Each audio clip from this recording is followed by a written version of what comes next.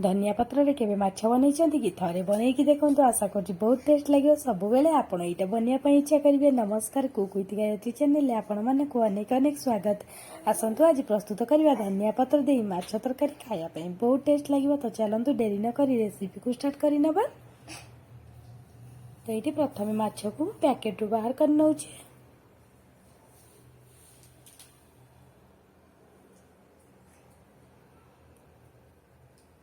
तो ये माछ को गोटे प्लेट को ए बाहर कर नबा आमे। तो ये गोटे बाउल को मुझे माछ को बाहर कर नेली। माछ को भल भाव 3 रु 4 थर धोई नबा। तो ये माछ को मुझे 3 रु 4 थर भल भाव धोई नला पर एबे गोटे प्लेट को बाहर कर नेली। तो ये गोटी गोटी कर प्लेट रे रखी नेली। तो ये प्लेट रे रखिला पर एबे सेथिरे मु गोटे चमच हळदी गुंड को पकई नउची।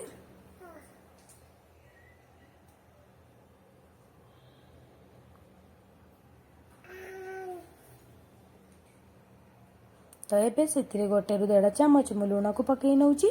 लुण सब आपण स्वाद अनुसार आ क्वांटिटी अनुसार पकेबे। तो ये मु गोटे चमच लंका गुंड को पकई नेली।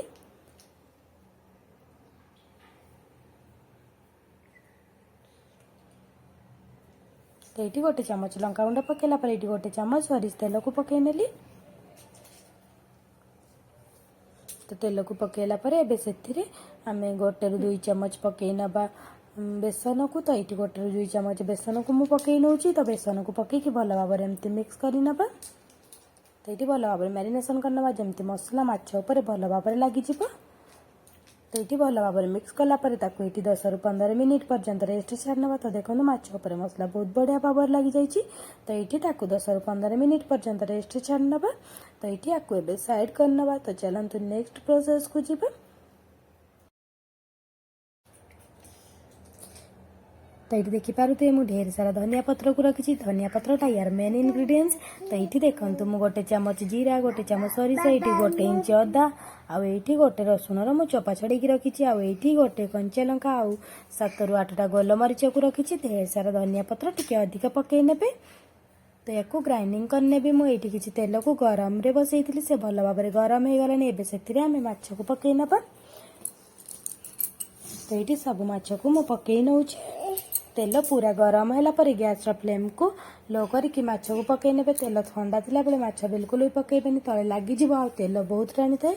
और जदि आपनकर माछ सब लगी जाउ तो तेल रे टिके लूण को पकई नेबे तापर माछ को पकई नेबे। माछ बिल्कुल भी तले लागिबनी। तो ये माछ को तापर मुझे पलटई नउछि। तो ये गैस फ्लेम को मीडियम टू हाई फ्लेम रे रखी कि माछ को फ्राए करना भल भाव 2 पट जाक साइड जमती भल भाव गोल्डन ब्राउन कलर हो माछ भल भाव सीझी से पर्यंत ताकू फ्राए कर नेबे।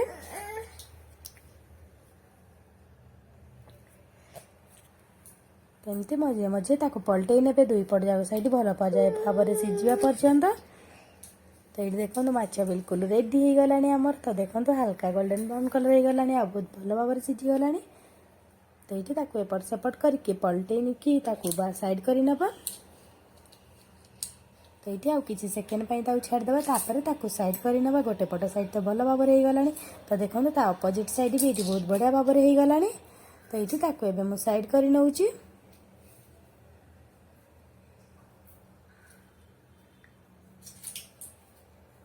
तो ये एबे ताकू साइड कर नबा। तो देखो ये केते बढ़िया देखा बहुत बढ़िया भाव से फ्राए हो जाइछि। तो ये गोटे माछ को गोटे प्लेट को बाहर कर नेली। तो सही सेम प्रोसेस रे आमे सब माछ को छाड़ नबा। तो जदि आपन चार लागिबो कि तेल ठंडा हो गलानी तेल को प्रथम गरम कर नेबे तापर मीडियम फ्लेम करके माछ को पकई नेबे।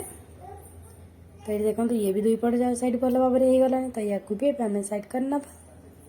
तो ये आपको भी एबे साइड कर नउछि। तो चलंतु एबे नेक्स्ट प्रोसेस को जिबा। तो ये गोटे कड़ई को बसई नहीं से भल भाव गरम है पर से 3 रु 4 चमच सरिष तेल को पकई नेली। सरिष तेल रे नॉनवेज अधिक टेस्ट लगी था। आप चाहिए रिफाइंड तेल भी बन पारे। तो ये गोटे मुझे तेजपत्र पकई नेली। आठी 2टा गुजराती को पकई नेली। आठी काटिक रखिया पियाज को पकई नेली। मुझे 3टा मीडियम साइज पियाज को काटिक रखी। तो ताकू ये पकई नेली। पकईकी भल भाव मिक्स कर नबा। एबे तेल सांगरे ये तेल रे भल भाव गोलई नबा टिके। और हल्का गोल्डन ब्राउन कलर आसा पर्यंत छाड़देबा। तो ये मीडियम फ्लेम रे पियाज को हल्का गोल्डन ब्राउन कलर आसे जाके छाड़देवा मझे मझे एमती गोल नौथे। तो ये भाव मझे मझे गोल नौथे।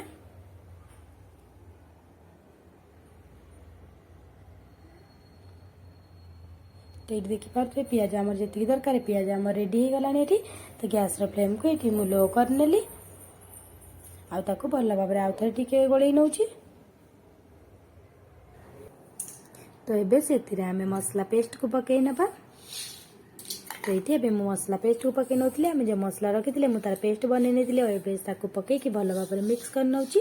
तो ये प्रथम भल भाव पूरा मिक्स करने आउ ये लो फ्लेम रे ताकू 2 ରୁ 3 मिनिट पर्यंत सीझापी छाड़देवे जमीती कि मसला भल भाव सीझिकी तेल उपरक छाड़ जानवे मसला रेडी हो गला। एमती मझे मझे गोल नौथे ये खोलार 2 ରୁ 3 मिनिट पर्यंत टे कषि ने मसला को जे पर्यंत तेल मसला छाड़ी जानवे जो मसला सीझिनी आ अदा रसुण सब स्मेल कंचा स्मेल पड़े जानवे मसला रेडी हो जाए। तो ये मुझे अल्प किसी पानी को देदेली पानी को देला परे भल भाव मिक्स कर नौची। आ ये मु 2टा टमाटो को काटिक रखी तो ताकू ये पकई नौची। टमाटो को पकईकी आउ थे भल भाव गोल नौची। आ ये कवर करके आउ 2 ରୁ 3 मिनिट पर्यंत छाड़ दौची टमाटो को सीझापी। ये कवर उठेकी मझे मझे टे गोल ने। तो ये टमाटो तो सीझिनी तो ये आउ किसी समय छाड़देवा टमाटो को सीझापी।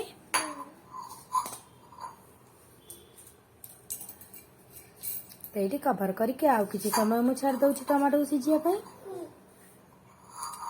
तो ये कवर उठेकी चेक करने। तो ये टमाटो भल भाव सीझीगला। तो ये से 1.5 चामच लुण को पकई नेली। लुण सब आप क्वांटिटी आ टेस्ट अनुसार पकेबे। तो लुण को ये पकईला से 1 चामच लंका गुंड को पकई नेली। आम कंचा लंका को से बाटी दिले आपड़ से अनुसार लंका गुंड पकेबे। तो ये 1/2 चामच हलदी गुंड को मु पकई नेली। तो ये हलदी गुंड पकईला से 1 चामच काश्मीरी चिली को पकई नेली। काश्मीरी चिलीटा बिल्कुल ऑप्शनल आप चाहिए स्किप करेंगे। तो ये मु फिश मसला 1.5 चामच पकई नेली। आप चाहिए जेकोसी मसला आप पाखे थी पकई पारे चिकेन मसला मीट मसला जहाँ भी आप पाखे आवेलेबल थी आप पकई पारे। तो ये पकईकी भल भाव मु मिक्स कर नौची। तो भल भाव मिक्स कर नवा ये 1 ରୁ 2 मिनिट पर्यंत मसला को छाड़देवा कषि हाँपाई। तो ये लो फ्लेम रे 1 ରୁ 2 मिनिट पर्यंत छाड़देवे प्रथम भल भाव मिक्स करने।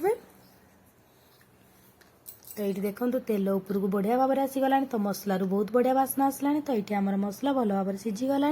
एबे से पानी को देदेली मुझे गोटे मीडियम कप रे 1 कप पानी को देती। आप चाहिए जी ग्रेवी दरकार से अनुसार पानी को ऐड करने। जेहेतु आम माछ बनाऊे से माछरे टिके पानी अधिक देवे। तो माछ पानी ऑब्जर्व कर आलू को पकई नेली। आलू को पकईकी भल भाव मिक्स कर नवा। ये कवर करके 5 ରୁ 7 मिनिट पर्यंत आलू को सीझापी छाड़देवा लो फ्लेम रे। वाओ बहुत बढ़िया बास्ना आसला। आलू ये भल भाव सीझीगला। तो देखो मुझे आपको गोटे चेक कर देखा। तो देखो ये आलू केते बढ़िया भाव सीझी जाइए। तो ये खोलार 1 मिनिट पर्यंत फुटे ने। ये माछ को पकई नौ। माछ को पकईला बिल्कुल बेसी टाइम फुटेबेनी ना माछटा बहुत सफ्ट हो खायापी एतेटा टेस्ट लगभग। तो ये 1 मिनिट पर्यंत टे फुटे ने। माछ मसलार फ्लेवर ऑब्जर्व करने ये 1 मिनिट पर्यंत हाई फ्लेम रे टे फुटे ने। गैस को बंद करने।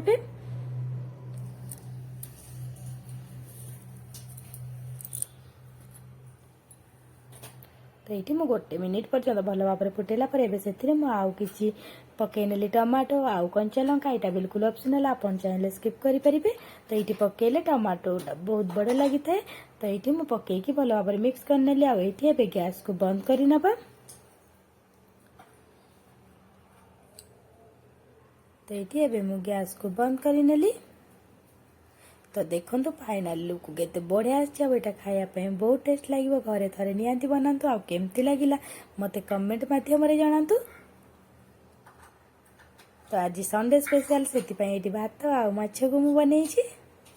तो ये गोटे प्लेट रे मु किछि भात को देदेली। भात को एबे साइज करना माछ को दबा। तो ये भात को साइड कला माछ को देदेबा। तो यहाँ थे बनईकि देखो ये माछटा खायापी बहुत टेस्ट लगे। तो ये गरमा गरम भात गरमा गरम माछ पूरा रेडी। मु तो जाऊँगी माछ भात भी एंजॉय करी, आपण भी बनातु एंजॉय करंतु। आप केमती लगिला मते कमेंट माध्यम जणातु। जदि वीडियो भल लगी तो प्लीज प्लीज गोटे लाइक आप शेयर करंतु। चैनल नुआ थिले तो प्लीज प्लीज सब्सक्राइब करनियंतु।